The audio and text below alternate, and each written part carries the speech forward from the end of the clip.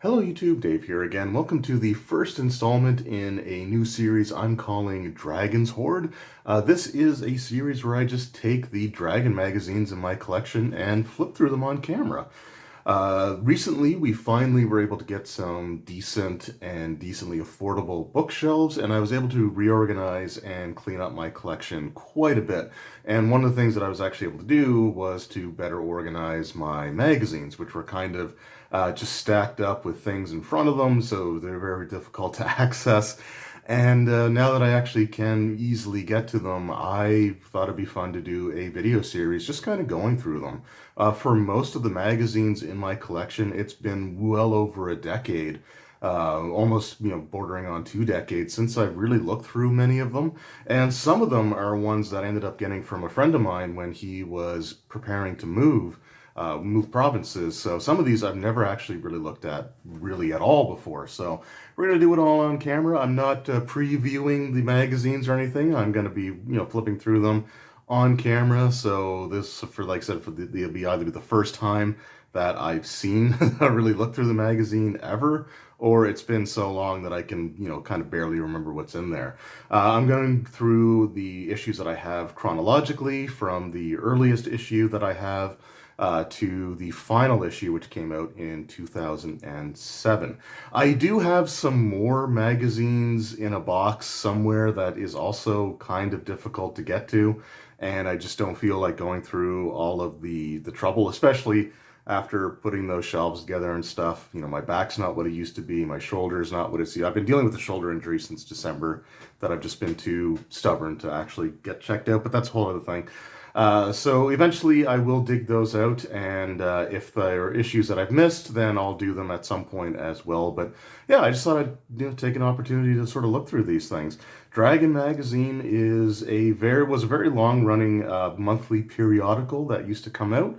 And it's almost as old as the actual D&D game itself. Originally it was called The Dragon, which actually had the Dungeon magazine, sort of what became Dungeon magazine, was actually incorporated into the Dragon for a while before it spun off into its own thing.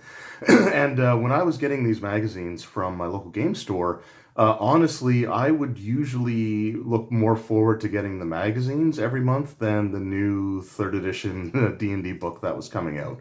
As far as Dragon is concerned, though, I wasn't as keen on Dragon as I was on Dungeon, but this series will hopefully give me a newfound appreciation for kind of what we have. I know that sort of towards the last couple of years of the magazine's existence, there were some lackluster issues, at least I felt at the time, and I always felt like I was one or two more kind of ho-hum issues away from just saying, I don't really want to get, Dragon anymore, just, get Dungeon in for me.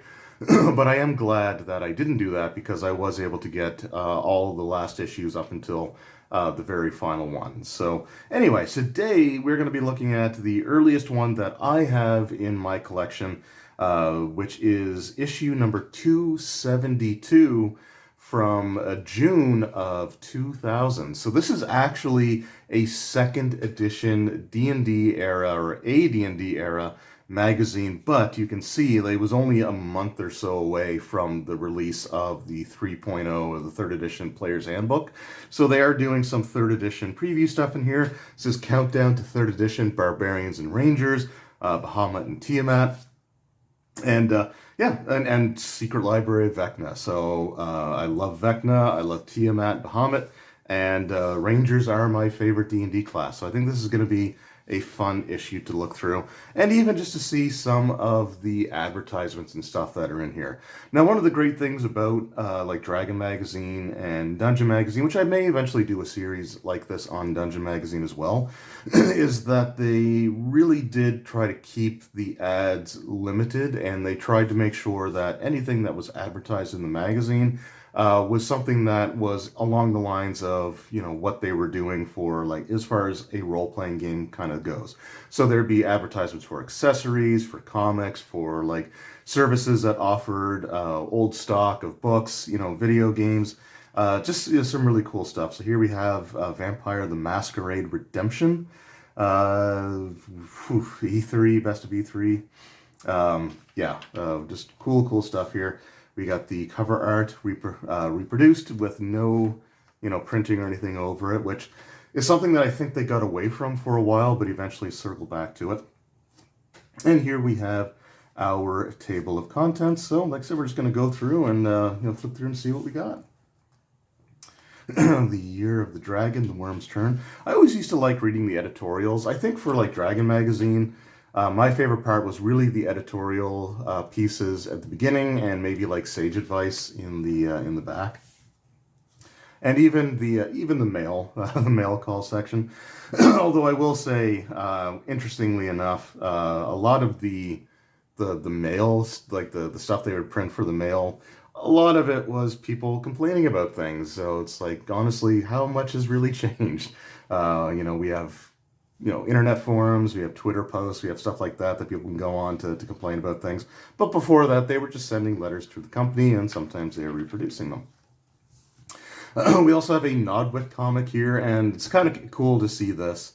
If you haven't read Nodwick, I highly recommend it. I used to love this comic. I've got a couple of the actual like collections myself, but earlier today I was running my 5th edition game, and one of the things that we were kind of talking about was just some old school D&D stuff, and we were talking about like hirelings.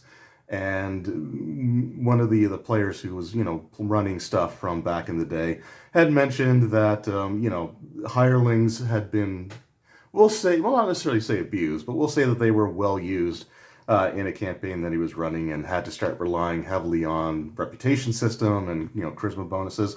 But the Nodwick comic was something that I actually recommended to him, because if you wanted to see sort of how hirelings and henchmen and stuff like that can be abused, that comic was perfect for that. Actually, a lot more letters in this issue than I think a lot of them do. Let's take a look here. We got Steve Hammer from Portland, Oregon. That's you know what? I thought it was just the one paragraph, but I think it's actually pretty long. But I think, let's see, it seems like every gamer I know is excited about 3rd edition D&D game. All the hints I've seen in Dragon Magazine and on the website sound great. One thing I've seen in the forum a lot over the past few years, I don't think anyone's come up with in regards to 3rd edition, is weapon damage. Okay. I've always thought that having different damage ratings for small and large size creatures was silly. Okay, and that's something that they actually did get rid of in 3rd edition.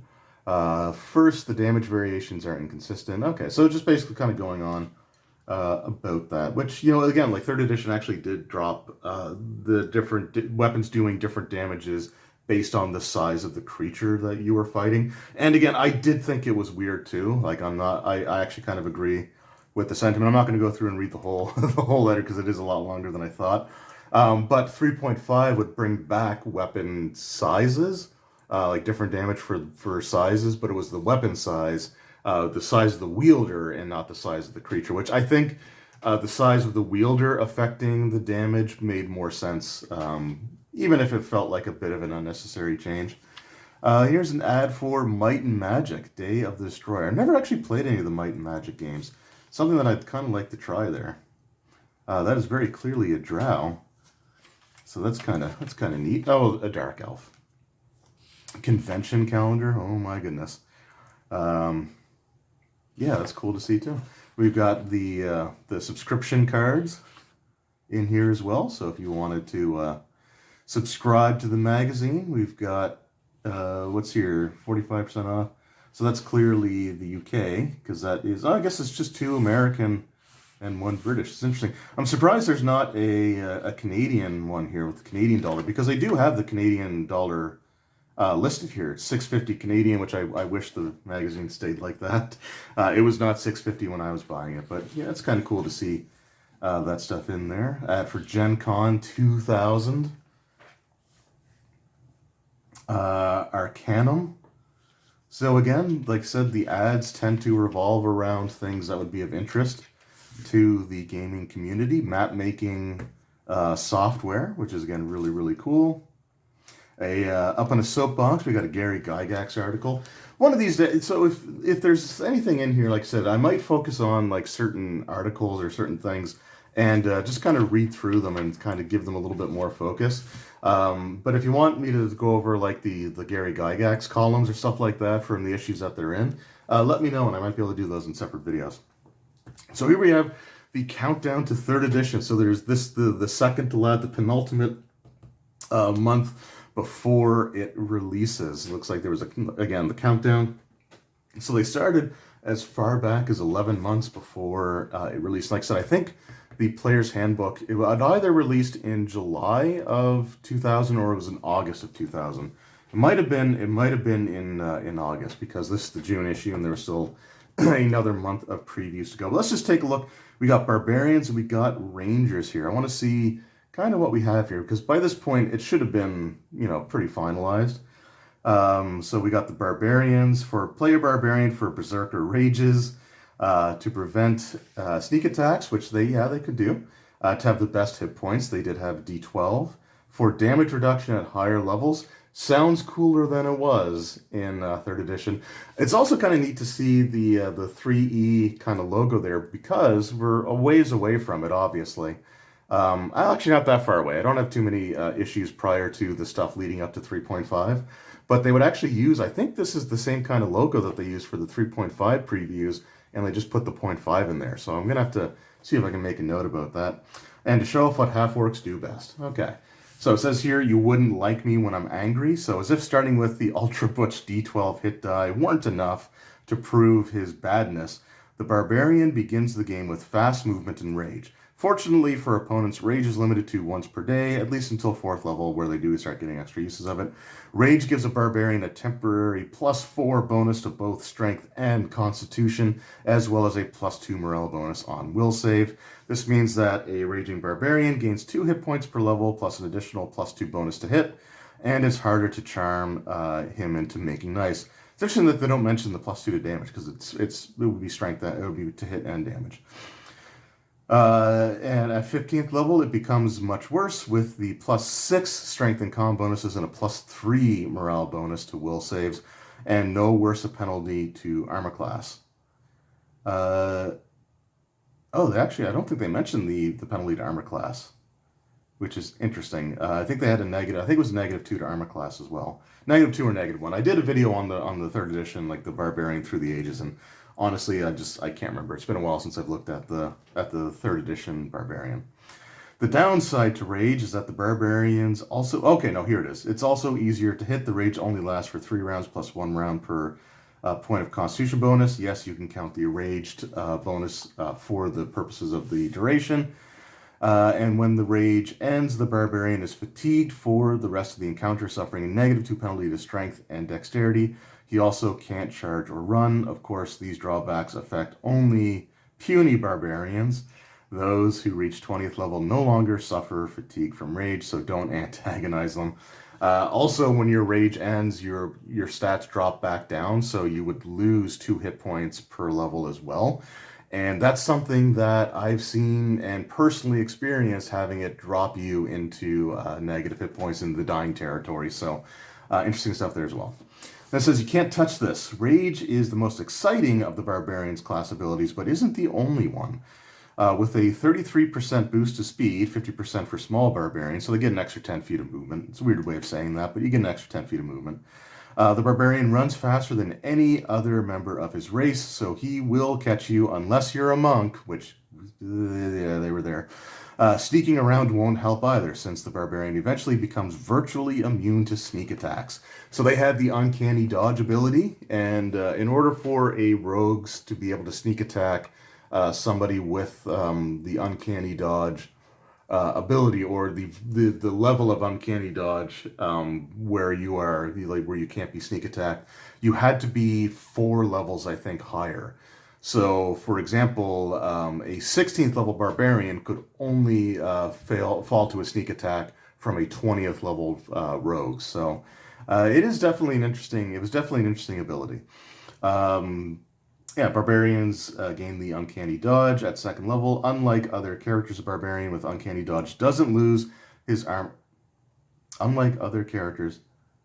Oh, okay. Yeah, I was gonna say Uncanny Dodge works the same way for every class that has it, but yes, they don't lose their Dex modifier when they're flat-footed. At fifth level, this ability improves so that the barbarian can't be flanked, negating those sneak attacks unless you're 4 levels. Oh, okay. I guess I should just let the article do the talking instead of me trying to clarify things.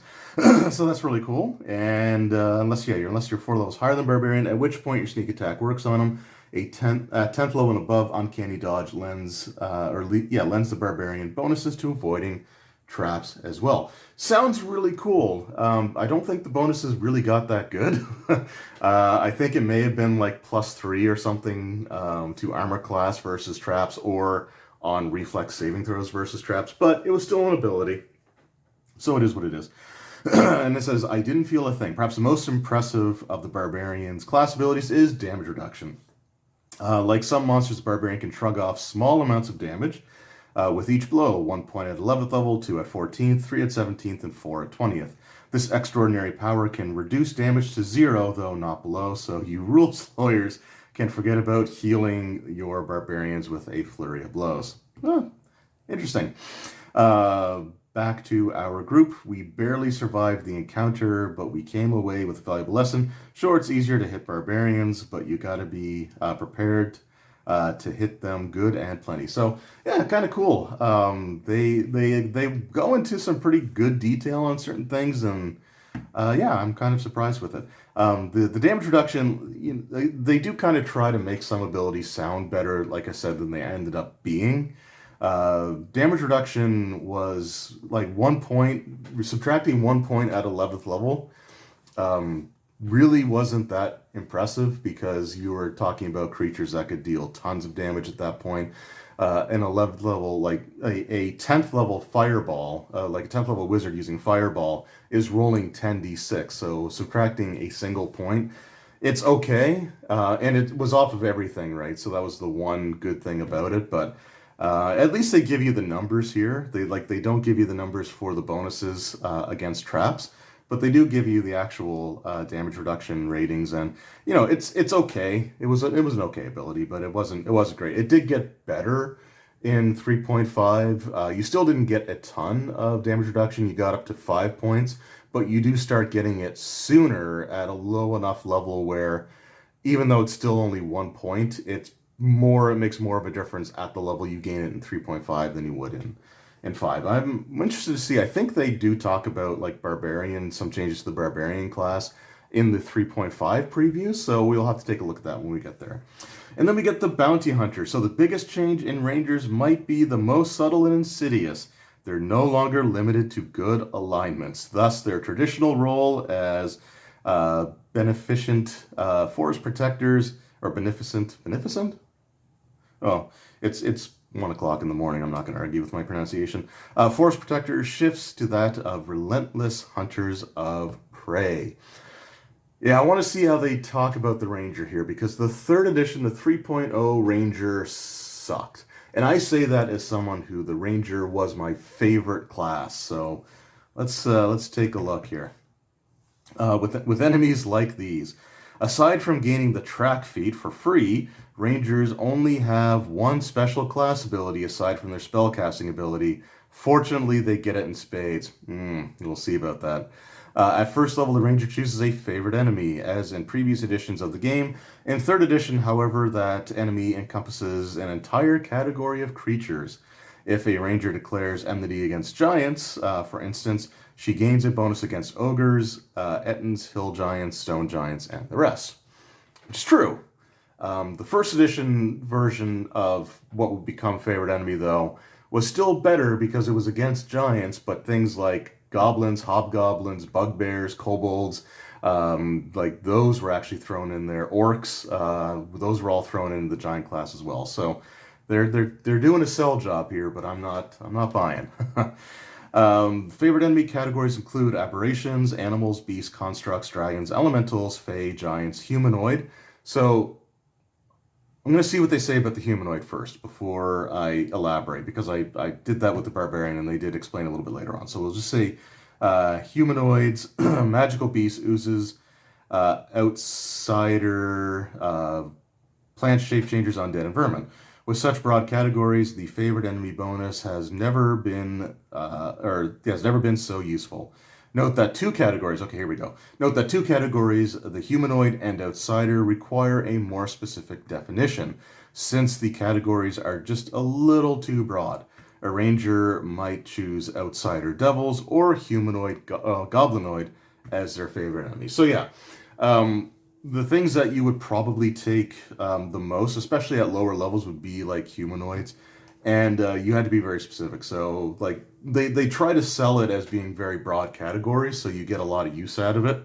But again, like with humanoids, you have to be super specific. So like if it's goblinoids, your bonus on goblinoids doesn't work on orcs, or they don't work on like gnolls or anything like that. And I have heard people make the argument that it really should, because humanoid physiology is pretty much the same, no matter what the humanoid race is. Like they all have the same vital organs in roughly the same places. So you would think it would carry over. Again, I'm not going to get into that argument, but they do at least address that you have to be more specific there. So I will give them that. And it says, getting to know you. The basic advantage against a favorite enemy is a +1 damage bonus, but it gets better.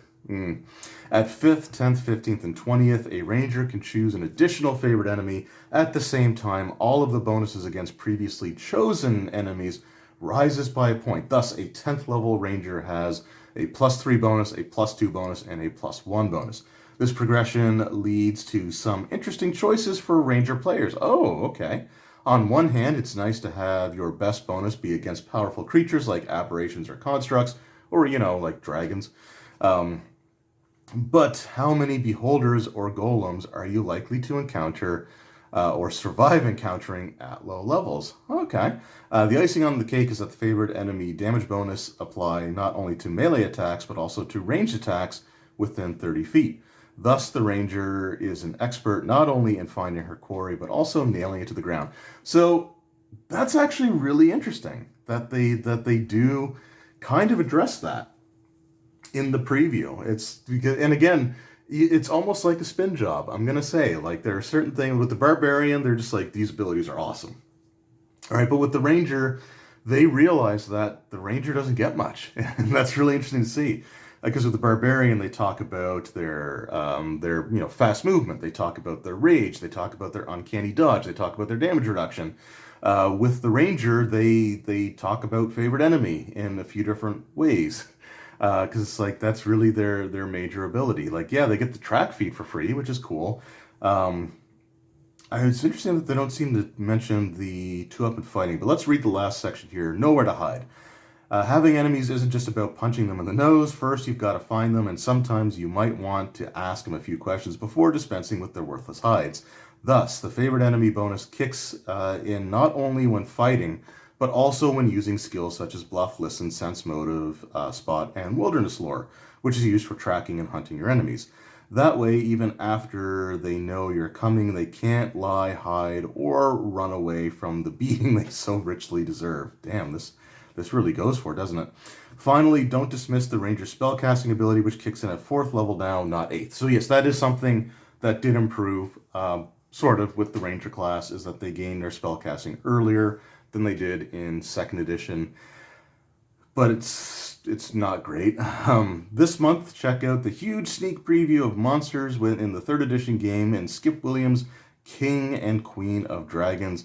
You won't be seeing this pair anywhere else for a long time. So cool.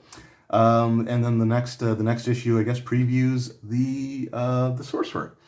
So it says, play a ranger for favorite enemy bonuses, to cast divine spells, for track as a bonus feat. There we go. So to gain improved 2-up and fighting more easily, and for great class skills, which, I'll just say, refer to my Through the Ages video on the other ranger.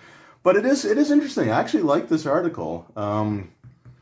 You can tell that they realized that the ranger just wasn't as good.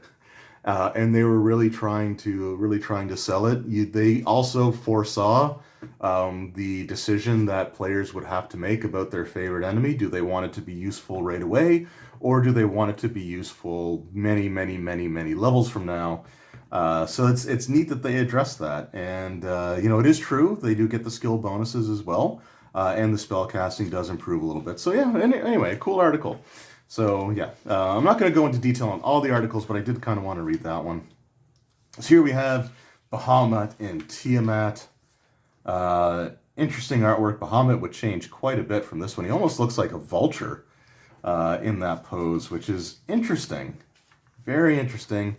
And Tiamat. Tiamat has the white dragon head in the middle. Huh. Yeah, she does there too. So, I mean, it'd probably be the same artist. So, again, that's really interesting because nowadays, when we think of Tiamat, we always see the red dragon head in the middle because the red dragons are the most powerful. But here, it actually, for this artwork, it shows the white dragon head. And again, you've got Bahamut looking kind of like... Oh, it gives their stats, too. And this is for 3rd edition. Because it says challenge rating, and it doesn't mention Thaco or anything. There's fortitude, reflex. Wow. Wow, okay. That is neat. So 53 D12 plus 742.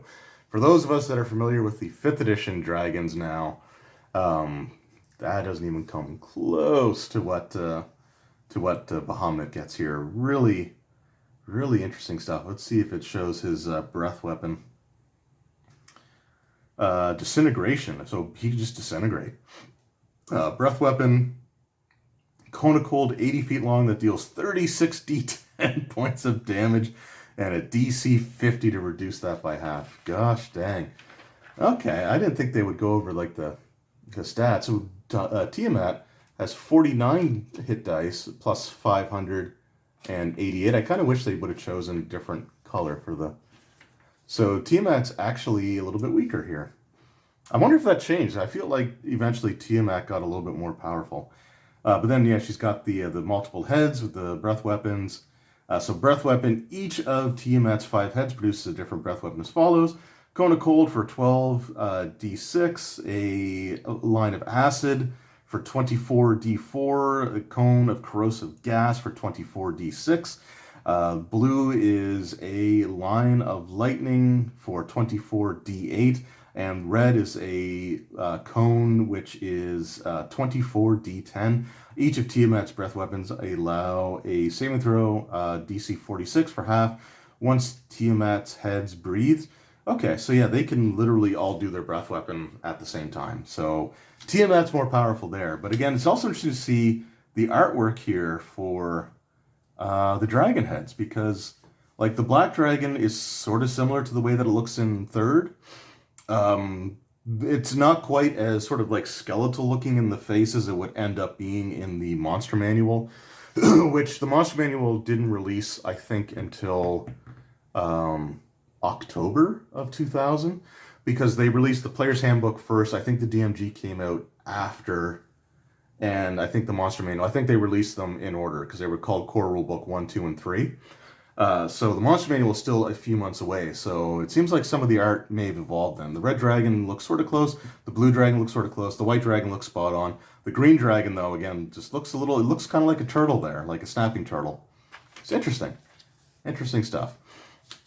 Dragon Riders PC portraits. So we got some cool things there. Dragon Psionics. So I think this is back to 2nd edition AD&D.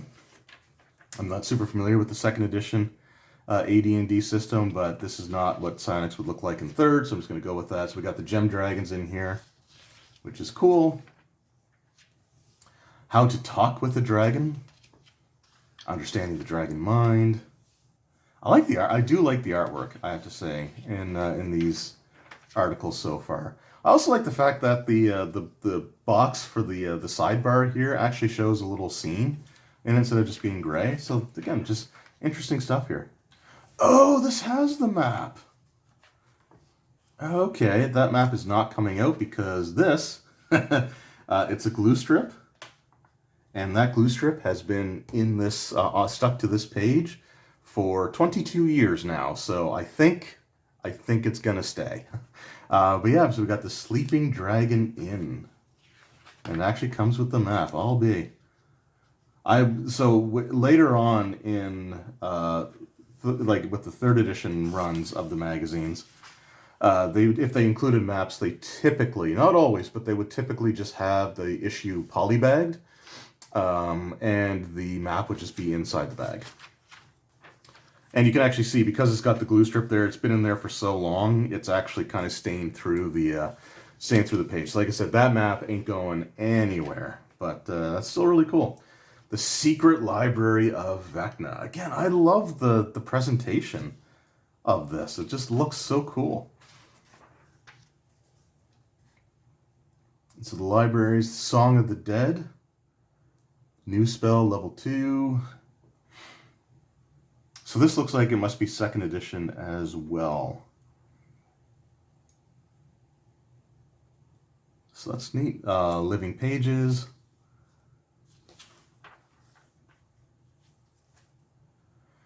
Not even going to comment on that. It's the Cantor of Spirits.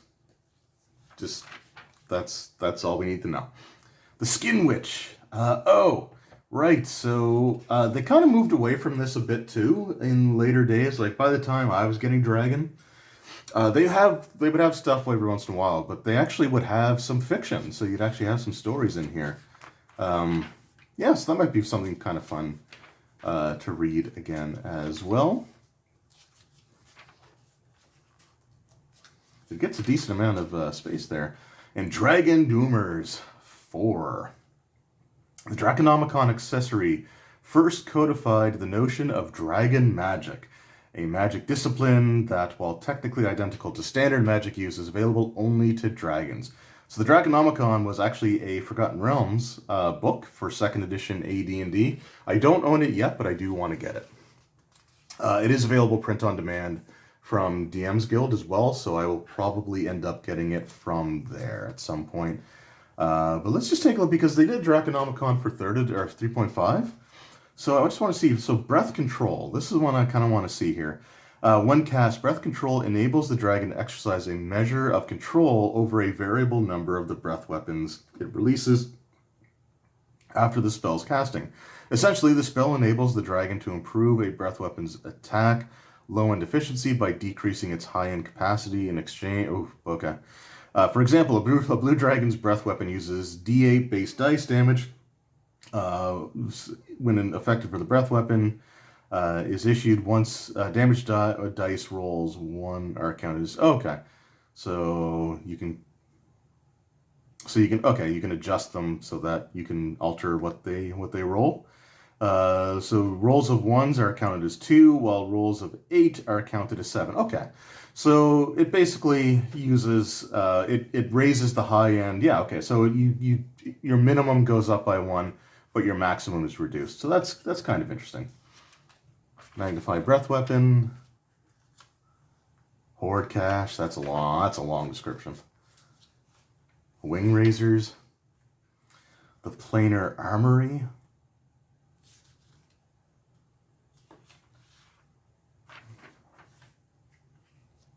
A little modern. An ad, clean house. Okay, I have Dungeon of Death, which is really interesting. So Dungeon of Death, there's Die Vecna Die, which I also have. I got that print on demand. And what is that? Oh, Apocalypse Stone as salt. That's funny. I don't have Apocalypse Stone, but I think my friend does. I want to say he ran it too, or wanted to run it. 2nd edition. That was basically the rocks fall and everybody dies for 2nd edition AD&D.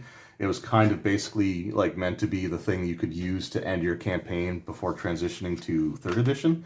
But I actually own Dungeon of Death. I have that module. I've had it for years now, so it's just kind of cool to see it there. And again, like I said, a lot of the stuff that they were doing sort of towards the end of 2nd edition was really about wrapping things up and allowing you to start fresh later. Okay, yeah, so here we go. Diminutive Dragons. This is the 2nd edition AD&D stat blocks. So, for example, we've got the diminutive dragons. We got the dragonette, the crow's nest dragon. So we've got the frequency, how often they appear, which is something I kind of wish they would do again. I think just for beginners, it's a useful tool. It's like these creatures are common, these ones are sort of uncommon, and these ones are rare.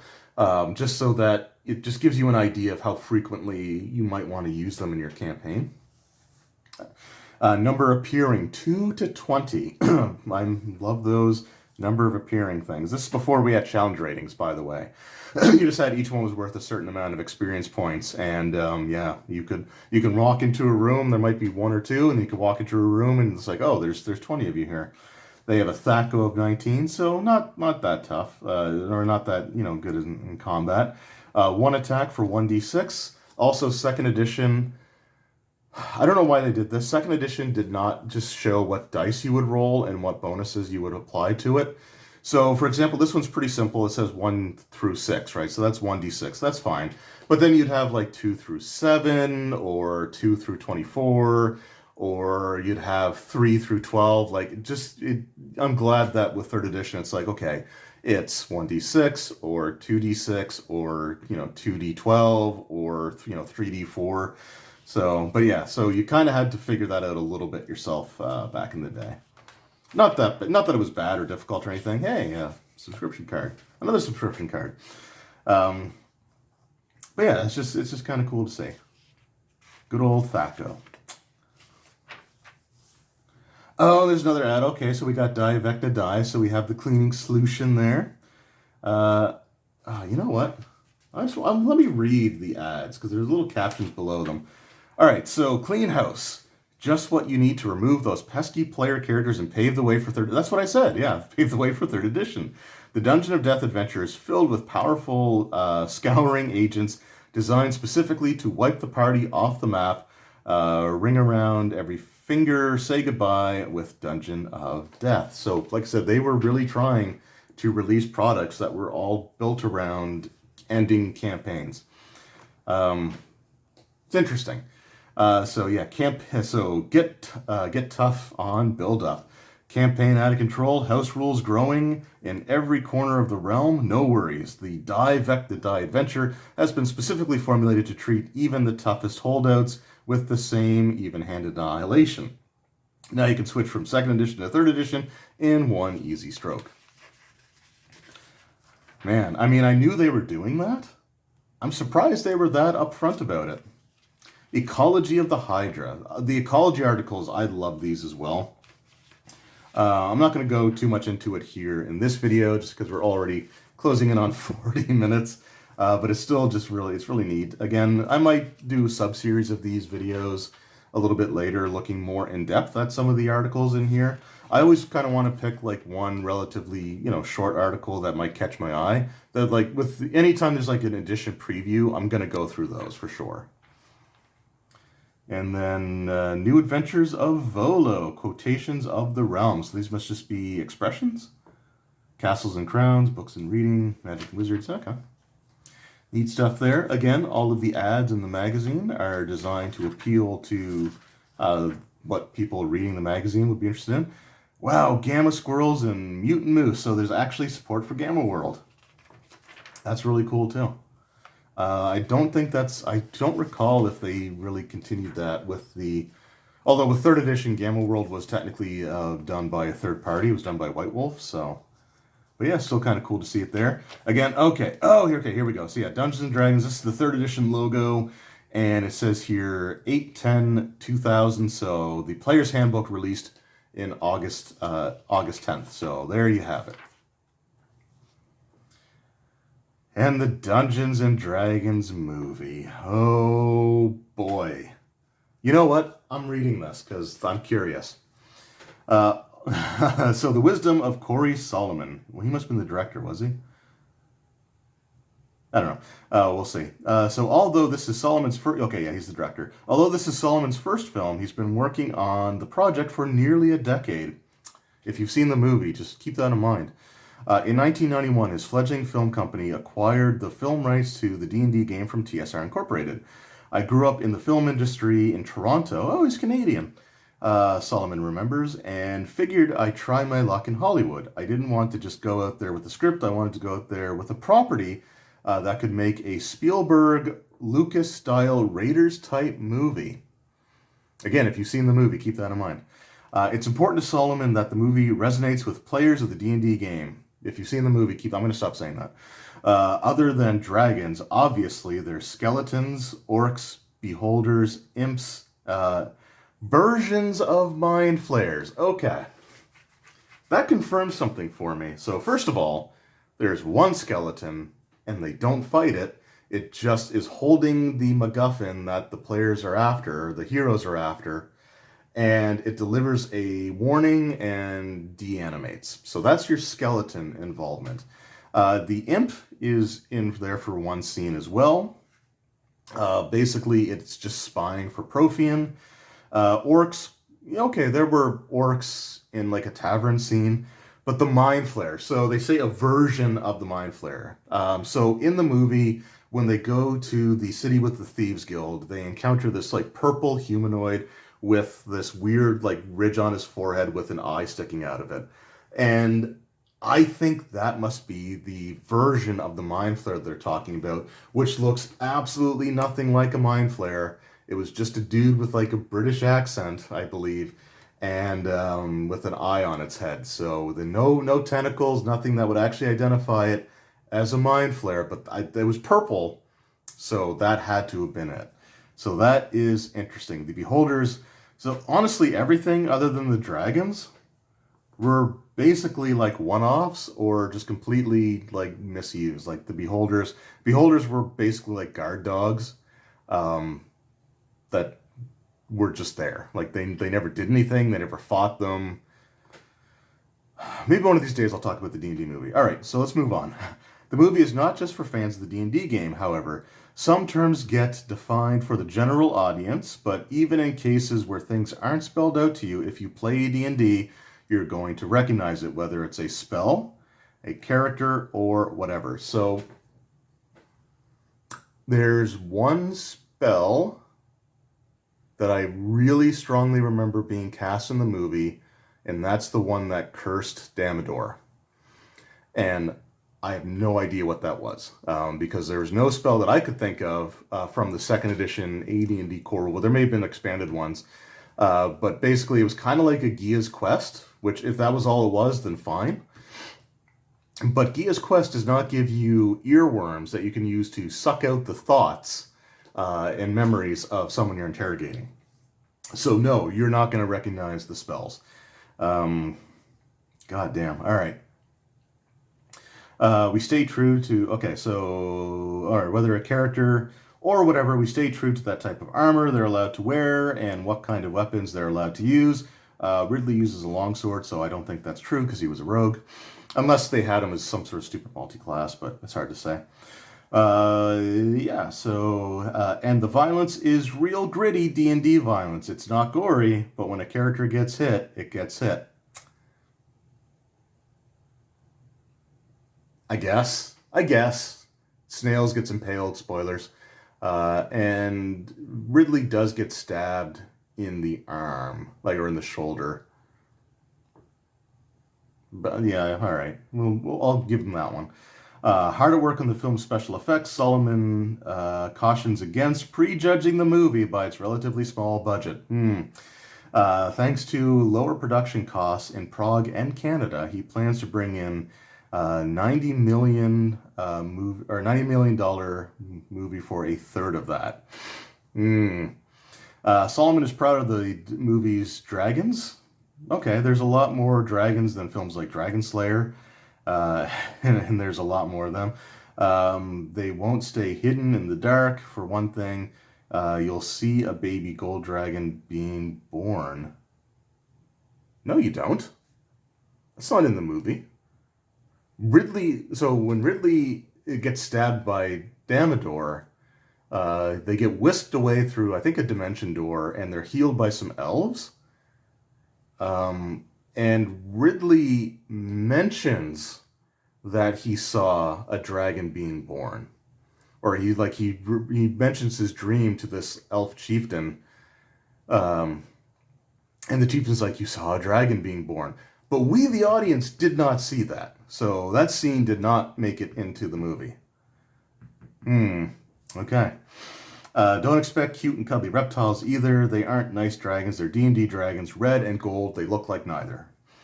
Let's see. They're armored, not like the dragon and Dragonheart. Boy, he's really friggin' taking shots, isn't he? He says, and they're big, really big, but we only see them basically. There's only really one scene where we see, I think, like a sense of scale, really, for them, and they're okay. The movie's 11-minute climax features a virtual army of dragons. There will be 60 to 140 dragons on screen at a time. There's hand-to-hand combat between dragons attacking mages on rooftops, and magics. Oh yeah, I guess there were some spells being cast there, like maybe like magic missile and wall of force or something like that. So yeah, okay, there were more recognizable spells. That I think about it. Dragons chasing the Empress. Okay. The director has prepared a story arc that covers 3 films. If the first is a hit, this backstory will become clearer in the next 2. Boy, he was talk about the like a sell job for the Rangers. They are putting some spin on this one. I hate summarizing the story at the moment. My mind's too into playing the story out, not summing it up. Let's just say that all the characters are entwined in a bigger story, and this is just the first chapter. They did allude to a sequel that never came, so I kind of want to see if I can find more of these second edition era ones before the movie came out, because this is interesting. This is interesting. Okay, so what? No meatloaf. Okay. All right. In addition to Oscar-winning Jeremy Irons, who was the highlight of the movie for all the wrong reasons, and Justin Whalen from Lois and Clark, The New Adventures of Superman. He was Ridley. He wasn't bad. Like, he wasn't bad. Dungeons and Dragons features appearances by cult favorite British actors, Tony Baker from Doctor Who and Richard O'Brien, Rocky Horror Picture Show. Okay. Recalling how Baker was cast, Solomon says, "We hadn't cast the role of Hallvarth yet, but we'd always intended to cast an English actor with a lot of credibility." If this is who I think, is this like the Thieves Guild leader? He was in like for 2 minutes. Okay. I also didn't I watched a lot of Doctor Who when I was a kid, but I don't remember any of it. Tom Baker had been called in to read the part by the casting director in England. Of course, when I saw him, I recognized him right away. I'm a Doctor Who fan, and I thought he's great. Of course, he's probably the biggest elf.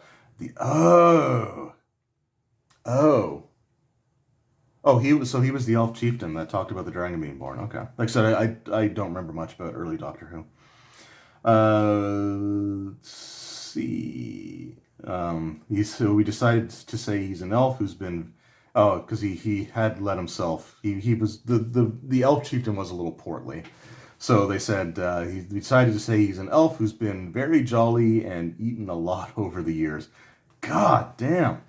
With Richard O'Brien, we wanted somebody really sly. Okay, Richard O'Brien was the leader of the Thieves Guild. In addition to his audition tape, which I began with "Hello, L.A. I don't come out from any parts. I don't need to." But I read this part and it's me. I must have it. Boy, I wonder if that original script had him playing a bigger role, because the guild leader, both the 2 actors that I'm talking about here were only in the movie for a couple minutes each. So, interesting stuff there. Wizards community events, little calendar there. It's cool. Dungeon craft.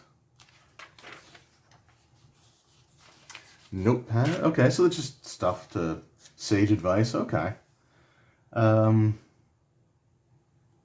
I'm wondering if this is taught. Yeah, so it's for AD&D. Okay, so these are questions pertaining to like rules clarifications for AD&D and Alternity. Yeah. Okay. So I'm not going to go through those because I would probably have to get into explaining a bit more about the second edition AD&D rule set. Naturally, talking about armor class. So there you go. And at the movies. Okay, so is this about the... Oh, okay. So these are just about miniatures. I thought it'd be more about the D&D movie, but it's not. Silicon Sorcery, so they have some video game related stuff here. So this is... What is this one talking about specifically? Let techno mages, technology, and total annihilation inspire or do... Okay.